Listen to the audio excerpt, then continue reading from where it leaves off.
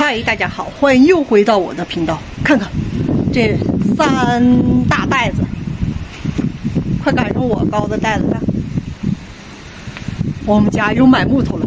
这次买木头是跟邻居家买的，邻居说他在疫情期间砍了40立方这种木头，然后他还问我们家要多大的，是要长一点啊还是短一点？我们要的是25的，就一般的尺寸的，像这种就是25长的。这次买了3立方，别看这里面是零散着放，一袋子1立方，这3袋子差不多就是3立方。看我头几期视频的时候就知道啊，这一块是我们家一直做这个棚，然后这块正好就用于放木头。我爸刚刚支了这么一个架子，这个我们的一个一个去搬。开始搬。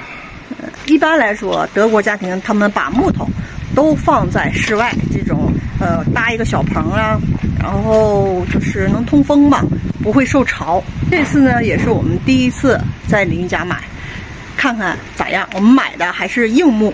现在这块目前都是140一立方，拜仁这边就是贵，要巴登那边就便宜很多。那咱买的就是这1立方一袋子，130。这边还有卖，这边还有卖160的呢。还有卖160。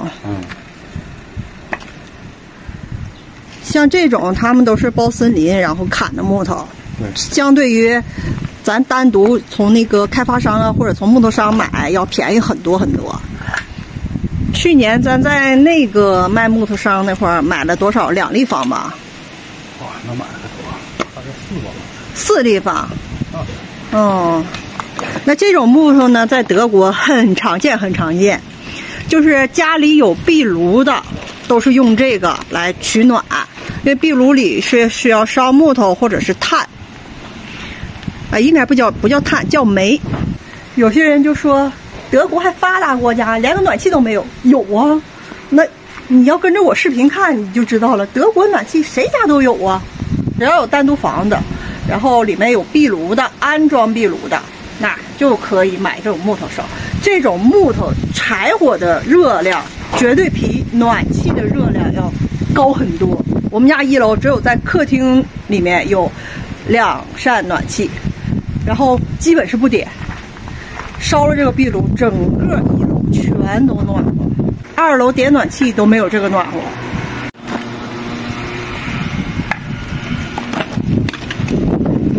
他劈的这个柴还挺好，大小啊，还有这个宽度都挺好。像这种就稍微短一点，看比25的短一点点，短一点。这种就更短，我发现在哪儿买都是有长有短，就是整根木头锯下来剩那些吧。也没拿多少啊。我说你瞅这袋子没拿多少，感觉摆了那么多呢，邻居给咱给多了。不能，是啊，这是生意人，不可能。这邻居办事挺认真，不能。我把这个放这儿，也不知道哈。你看这一会儿我们堆了这么多，也不知道我们整个这个框架能不能堆下。先拿这种符合标准的，看这种长短一样的。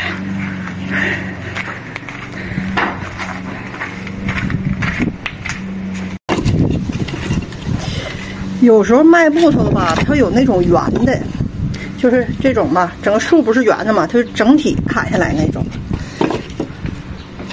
就那种节省地方，有些人认为，但是其实我觉得都差不多，无论你这种不规则的还是说圆的，都差不多。这是小的，像这种木头砍完以后，至少是停留2年以上才可以用它来烧壁炉，要不它那个里面的水分还是不行。你想想，这是疫情前砍的，这都多少年了？现在已经这么多了。今天早上的时候，邻居去敲我家门，告诉了我磨子到了啊，就开始准备了，然后告我们现金啊。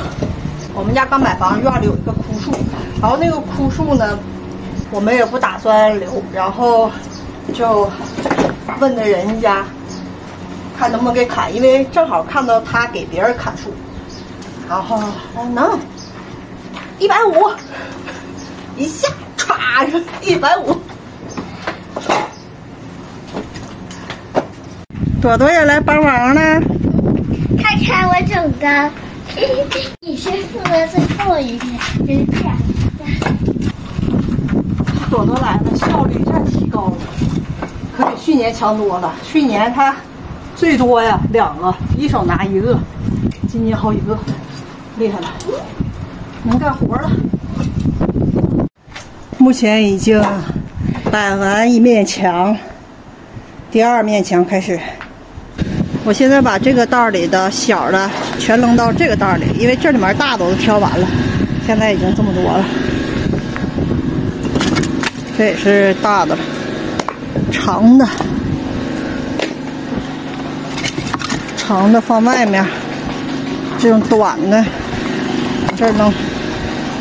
目前这些木头呢，总共堆了3行半，差不多是3立方尺寸。这些木头总共花了390。好了，总的来说还可以吧？你满意吗？接近了。今天风特大。行了，咱下期见了，拜拜。拜拜。